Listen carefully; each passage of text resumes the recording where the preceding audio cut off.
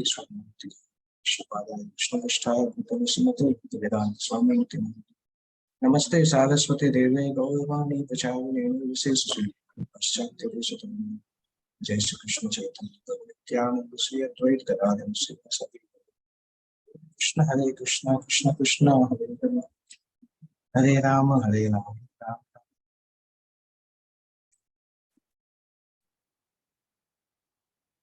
कल हमने एक स्पेसिफिक वर्स तक कंप्लीट किया था जहां पर हम वो देखे थे कि आत्मा किस प्रकार से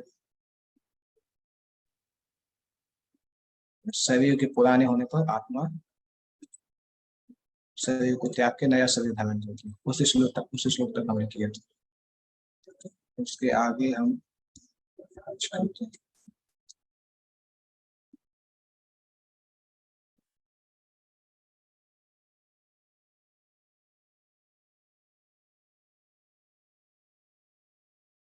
उस श्लोक के लास्ट में एक तात्पर्य में आया था, वासांसी जीवनानि, जिस प्रकार से आत्मा पुराने कपड़ों को त्याग के, हम पुराने कपड़ों को त्याग के नए कपड़े लेते हैं, उसी प्रकार से आत्मा पुराने शरीर को त्याग के नया शरीर धारण करती है। तो उसके तात्पर्य में लास्ट में लिखा था, यहाँ भगवान ने अर्जुन को उपदेश दिया है कि वह अपने पितामह तथा गुरु से देहांतर पर शोक उत्पन्न न करे। पितामह और गुरु मतलब द्रोणाचार्य और भीष्म पितामह के देहांतर मतलब नए शरीर धारण करने पर शोक नहीं करे, अपितु उसे धर्म युद्ध में उनके शरीरों का वध करने में प्रसन्न होना चाहिए, जिससे वे सब विभिन्न शारीरिक कर्म फलों से मुक्त हो जाए। धर्म युद्ध में अगर प्राणों की आहुति कोई करता है तो तुरंत शारीरिक पापों से मुक्त हो जाता है। तो गुरु द्रोण और पितामह ने जो भी पाप किया था, पाप इन द सेंस दुर्योधन के पक्ष में फाइट करना अपने आप में एक पाप था, और अधर्म का साथ देना अपने आप में एक पाप था। तो अगर धर्म युद्ध में अधर्म की साइड में जो लोग हैं उनको मारा जाए तो मारे जाने वाले लोगों का कर्म फल खत्म हो जाता है। तो इसलिए भगवान बोल रहे हैं कि आपको धर्म युद्ध में उनको मारना चाहिए, जिससे कि उनको पाप खत्म हो जाएगा, अगला शरीर उनको अच्छा जन्म मिलेगा, क्योंकि जिंदगी भर उन्होंने अच्छे कार्य किए। तो अगला शरीर उनको या तो आध्यात्मिक या उच्च शरीर प्राप्त हो, उच्च लोक प्राप्त होंगे। इसलिए अर्जुन को शोक करना ठीक नहीं है। तो ये पिछले श्लोक में था, हम कल इसको डिस्कस नहीं कर पाए थे। इसके बाद 23 श्लोक, 24 श्लोक, 25 श्लोक ये जो है, इसमें वर्णन किया जा रहा है आत्मा को किस प्रकार से विनाश करना पॉसिबल नहीं है। नैनम छिन्दन्ति शस्त्राणि नैनम दहति पावकः न चैनम क्लेदयन्त्यापो न शोषयति मारुतः। न एनम छिन्दन्ति शस्त्राणि, ना इस आत्मा को शस्त्रों से नहीं छेदा जा सकता है। नैनम दहति पावकः, इस आत्मा को अग्नि से जलाया भी नहीं जा सकता है। न च एनम क्लेदयन्ति आपो, ना तो इसको जल से गीला किया जा सकता है। न शोषयति मारुतः, ना इसको वायु से सुखाया जा सकता है। आत्मा ना तो शस्त्र द्वारा खंड खंड किया जाता है, ना अग्नि द्वारा जलाया जाता है, ना जल द्वारा या वायु द्वारा सुखाया जा सकता है। और नेचुरल है, क्योंकि सारे हथियार तो भौतिक हैं, इसलिए सारे हथियार शरीर को खत्म कर सकते हैं, आत्मा को खत्म नहीं कर सकते। एक और चीज जानने योग्य है कि ये हथियार, चाहे महाभारत काल में बहुत बड़े बड़े हथियार थे, तलवार, अग्नि के अस्त्र थे, जल के अस्त्र थे, वायु के अस्त्र थे। अभी तो वैसा मॉडर्न साइंस है भी नहीं। अभी हमारे पास जितने भी अस्त्र हैं, सारे के सारे अग्नि के अस्त्र हैं, चाहे वो एटम बम हो, चाहे न्यूक्लियर बम हो। परंतु महाभारत काल में हम देखते हैं कि जल के भी अस्त्र होते थे। अस्त्र से जल गिरता था, आंधी आने लगती थी, तो जल के अस्त्र, वायु के अस्त्र, अग्नि के अस्त्र, भूमि के अस्त्र, सारे अस्त्र थे। उस समय इतना एडवांस साइंस था। परंतु ये सारे अस्त्र भी हों अगर, तो भी आत्मा को नहीं मारा जा सकता है। इसमें लिखा भी है कि आधुनिक आग्नेय अस्त्रों के अतिरिक्त मिट्टी, जल, वायु, आकाश के भी बहुत सारे हथियार होते थे।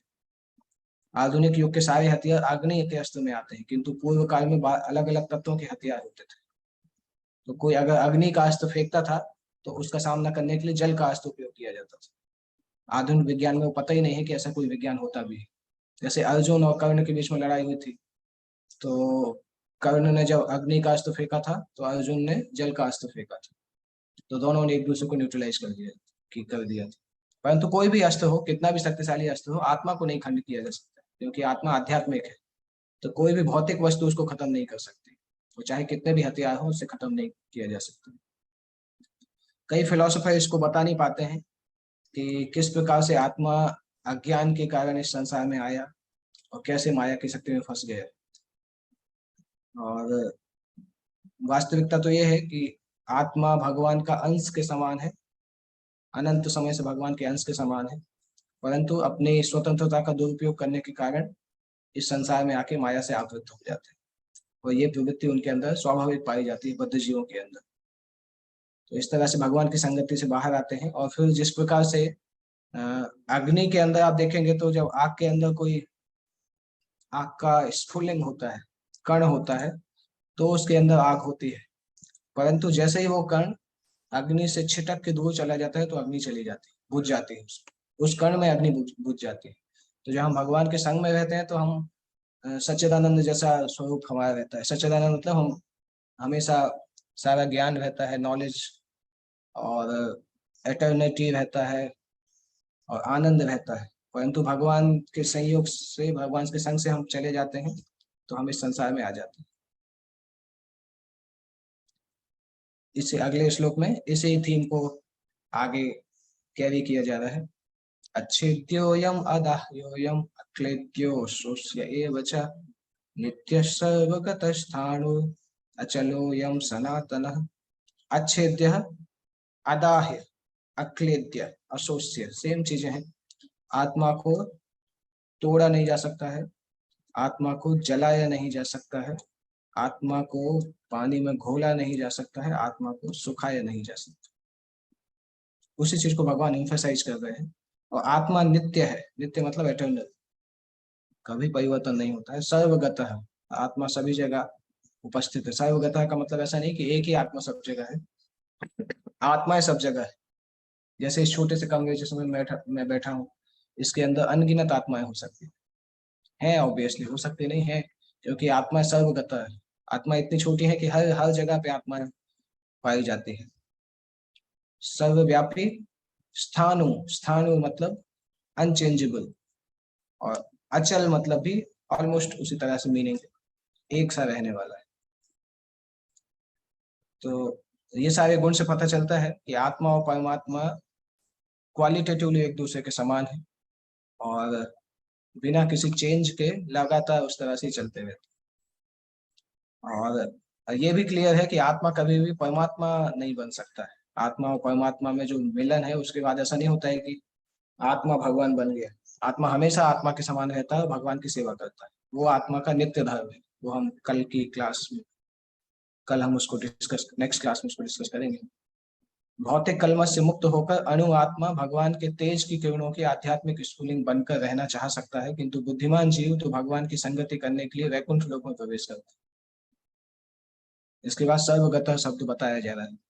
सर्वगत शब्द महत्वपूर्ण है क्योंकि इसमें कोई संशय नहीं है कि जीव भगवान की समग्र सृष्टि में फैले हुए हैं। जीव जल, थल, वायु, पृथ्वी के भीतर तथा अग्नि के भीतर भी रहते हैं। जो यह मानता है कि वो अग्नि में खत्म हो जाते हैं वो ठीक नहीं है, क्योंकि यहाँ कहा गया है कि आत्मा को अग्नि द्वारा जलाया नहीं जा सकता। इसलिए इसमें संदेह नहीं कि सूर्य लोक में भी उपयुक्त प्राणी निवास करते हैं। तो सूर्य में भी हम जानते हैं, पहले साइंटिस्ट बोलते थे कि आ, आग में बैक्टीरिया नहीं हो सकते, परंतु कुछ ही समय पहले उन्होंने पता किया कि आग में फायर बैक्टीरिया पाए जाते हैं जिनका शरीर अग्नि अग्नि के हिसाब से अनुकूल होता है। तो जैसे जल के अंदर मछली पाई जाती है जिसका शरीर जल के हिसाब से अनुकूल होता है, हमारे अंदर पानी की ज्यादा मात्रा है, पृथ्वी की मात्रा भी है। तो इस प्रकार से अलग अलग वातावरण के हिसाब से अलग अलग शरीर दिए जाते हैं आत्मा, परंतु आत्मा सभी जगह उपस्थित होती है। आत्मा को अग्नि से भी नहीं जला सकते हैं, सूर्य लोक में भी, हाँ, इसीलिए जीव निवास करते हैं। जिसके बाद आता है अव्यक्तो यम अचिंत्यो यम अविकार्यो यम उच्यते तस्मादेवं विदित्वैनम नानुसूचितुमर्हसि। आत्मा अव्यक्त है। अव्यक्त मतलब सामान्य आंखों से देखा नहीं जा सकता है। अचिंत्य, जब देख नहीं सकते हैं तो सोचना भी मुश्किल होता है, अकल्पनीय जैसा है। और अविकार्य मतलब परिवर्तन, अपरिवर्तनशील है। इसलिए आत्मा के बारे में जान के शरीर के बारे में हमें शोक नहीं करना चाहिए। वो भगवान समझा रहे हैं कि इतनी सूक्ष्म है आत्मा कि उसको संसार के सबसे शक्तिशाली सूक्ष्मदर्शी से भी नहीं देख सकते। और आत्मा के अस्तित्व को समझना है तो गीता और शास्त्र के आधार पे उसके अस्तित्व को समझ सकते हैं। प्रमाण के आधार पे, आचार्यों के प्रमाण और शास्त्रों के प्रमाण के आधार पे समझ सकते हैं। जैसे उदाहरण दिया है, कोई भी अपनी माता के आधार पर अपने पिता के अस्तित्व को अस्वीकार नहीं कर सकता। माँ बताती है कि पिता कौन है और पिता का अस्तित्व है, और उसको बच्चा स्वीकार करता है। पिता के स्वरूप को जानने का साधन ही एकमात्र प्रमाण माता है। इसी प्रकार वेदाध्ययन के अतिरिक्त आत्मा को समझने का अन्य उपाय नहीं है। आत्मा मानवीय व्यवहारिक ज्ञान द्वारा अकल्पनीय है। आत्मा चेतना है और चेतन है। वेदों के इस कथन को हमें स्वीकार करना होगा। आत्मा में शरीर जैसे परिवर्तन नहीं होते। अविकारी रहते हुए आत्मा अनंत परमात्मा की तुलना में छोटा सा अणुरूप है। परमात्मा अनंत है और अणु आत्मा अति सूक्ष्म है। अतः अति सूक्ष्म आत्मा अविकारी होने के कारण अनंत आत्मा भगवान के तुल्य नहीं हो सकती। तो यही भाव वेदों में भिन्न भिन्न प्रकार से आत्मा के स्थायित्व की पुष्टि करने के लिए दोहराया गया। किसी बात का दोहराना उस तथ्य को बिना किसी त्रुटि के समझने के लिए आवश्यक है। यहाँ पे हम देख रहे हैं कि भगवान ये बार बार इस चीज को समझा रहे हैं, और 2-3 श्लोक लगातार उसी थीम को समझा रहे हैं। इसीलिए बताया है कि अलग अलग प्रकार से वेदों में समझाया गया है, दोहराया भी गया है। और उसका मीनिंग है किसी बात का दोहराना उस तथ्य को बिना किसी त्रुटि के समझने के लिए आवश्यक है। ये वो तथ्य ठीक से समझ में आ जाए, इसलिए उसको बार बार एम्फेसाइज किया जाता है। तो जो ये जो 3 वर्ष हैं ये हमने जो डिस्कस किए, इसमें हम देख सकते हैं आत्मा के गुण जो हमने डिस्कस किए वो इसमें है। ना किसी शस्त्र द्वारा खंड खंड करते हैं, ना अग्नि द्वारा जलाते हैं, ना भिगोया जा सकता है, ना सुखाया जा सकता है, ना टूटने वाला है, ना जलाया जा सकता है। सेम चीजें हैं जो कि हमने यहाँ पे डिस्कस की है। इसके बाद आता है नेक्स्ट वर्ष 26। अभी 5 श्लोक और बाकी हैं क्योंकि आत्मा का ज्ञान अभी भी चल रहा है। अथ चैनम नित्य जातम नित्यम वा मन्यसे मृतम तथापि त्वं महाबाहो नैनम शोचितुमर्हसि। भगवान बताते हैं इतना बताने के बाद भी अगर तुम्हें लग रहा है कि आत्मा का जन्म होता है और आत्मा मरती है, तब भी शोक करने की जरूरत नहीं। इतना बताने के बाद भगवान ये समझा रहे हैं कि ठीक है, तो अगर तुम्हें समझ में नहीं भी आया जो मैंने बताया, और तुम्हें अभी भी ऐसा लग रहा है कि आत्मा का जन्म होता है, आत्मा मरती है, तब भी तो शोक करने की जरूरत नहीं है। क्यों शोक करने की जरूरत नहीं है? क्योंकि अगर आत्मा मरती भी है तो भी वृद्धावस्था में भीष्म और द्रोण और जो सगे संबंधी है ये तो वैसे भी अधर्म के रूप में है, तो मरेंगे तो उनको गलत गति तो मिलने ही वाली है। तो उनको मार के तो उनके पाप को खत्म करोगे तो उनको अच्छी गति मिल जाएगी, तो उसमें भी शोक करने की जरूरत नहीं। हालांकि ये गीता का सिद्धांत नहीं है, परंतु भगवान इस सिद्धांत को लेके भी प्रूफ कर रहे हैं। आर्ग्यूमेंट के सेक के लिए भगवान इस सिद्धांत को ले रहे हैं। ऐसा नहीं कि ये सिद्धांत गीता बताता है, क्योंकि तात्पर्य में आता है हमेशा से कुछ ऐसे फिलोसोफर रहे हैं जो ये नहीं मानते कि आत्मा होती है। उनको लगता है कि भगवान कृष्ण ने गीता का उपदेश दिया, मतलब ऐसा है कि भगवान जब गीता का उपदेश दे रहे थे तब भी इस प्रकार के फिलोसफर थे। उनको लोकायतिक और वैभाषिक नाम से जाना जाता था। ऐसे लोग बोलते हैं कि जीवन के लक्षण केवल भौतिक चीजों से हो जाते हैं, केमिकल से जीवन बन जाता है। इस प्रकार से लोग सोचते हैं। अभी के साइंटिस्ट भी इस प्रकार से सोचते हैं। आधुनिक भौतिक विज्ञानी और भौतिकतावादी दार्शनिक भी ऐसा सोचते हैं कि शरीर भौतिक तत्वों से बना है और केमिकल रिएक्शन होता है, उससे जीवन आ जाता है। तो ऐसे कई धर्मों का प्रचार संसार में हो रहा है और शून्यवादी बौद्ध लोग भी इसका अनुसरण करते हैं। तो ये कोई प्रामाणिक सिद्धांत नहीं है, परंतु भगवान अर्जुन को समझा रहे हैं कि अगर तुम उस तरह से भी देखो तो भी तुम्हें शोक नहीं करना चाहिए। यदि अर्जुन को आत्मा के अस्तित्व में विश्वास नहीं था तो भी शोक करने का कोई कारण नहीं है, क्योंकि अगर शरीर केमिकल ही है तो केमिकल को फेंकने से कोई समस्या होती है। थोड़े से केमिकल तो हम लैब में कितना बहा देते हैं, हजारों लीटर केमिकल हम लैब में बहा देते हैं। तो अगर हम भी केमिकल ही हैं तो फिर केमिकल बहाने में क्या समस्या है? अच्छे काम के लिए तो केमिकल बहाया जा सकता है। वही भगवान बता रहे हैं। कोई भी मानव थोड़े से रसायनों की क्षति के लिए शोक नहीं करता तथा अपना कर्तव्य पालन नहीं त्यागता। दूसरी ओर आधुनिक विज्ञान और वैज्ञानिक युद्ध में शत्रु पर विजय प्राप्त करने के लिए न जाने कितने टन रसायन फूंक देते हैं। तो प्रत्येक दशा में, चाहे अर्जुन वैदिक मान्यता को मानता हो कि आत्मा है, चाहे वो नहीं मानता हो तब भी शोक करने का कोई कारण नहीं। तो भगवान इसीलिए इस सिद्धांत को समझा रहे हैं, परंतु लास्ट में लिखा है कि साथ में कृष्ण ने अर्जुन को व्यंग पूर्वक महाबाहु कहकर संबोधित किया, क्योंकि भगवान ऐसा एक्सपेक्ट नहीं करते हैं कि अर्जुन ऐसे नास्तिकवादी सिद्धांत को पालन करेगा। तो भगवान ने उस सिद्धांत को आर्गुमेंट के लिए बोला है, परंतु भगवान ये भी बोल रहे हैं कि नहीं, तुम्हें इस सिद्धांत पालन नहीं करना चाहिए, तो नास्तिकवाद का सिद्धांत है। ये सिद्धांत वैदिक ज्ञान के प्रतिकूल है। वो अर्जुन क्षत्रिय हैं, वैदिक संस्कृति से हैं, इसलिए वैदिक सिद्धांतों का पालन करना ही उनके लिए अच्छा है। ये भगवान यहाँ पे समझा रहे हैं। नेक्स्ट हम 27 वर्ष से नेक्स्ट क्लास में स्टार्ट करेंगे। राकेश प्रभु ने हाथ उठाया है, अनम्यूट करके पूछ सकते हैं, अनम्यूट करिए अपने आप को।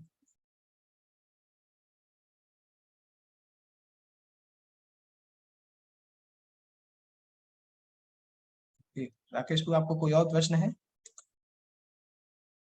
आपका हाथ उठा हुआ है।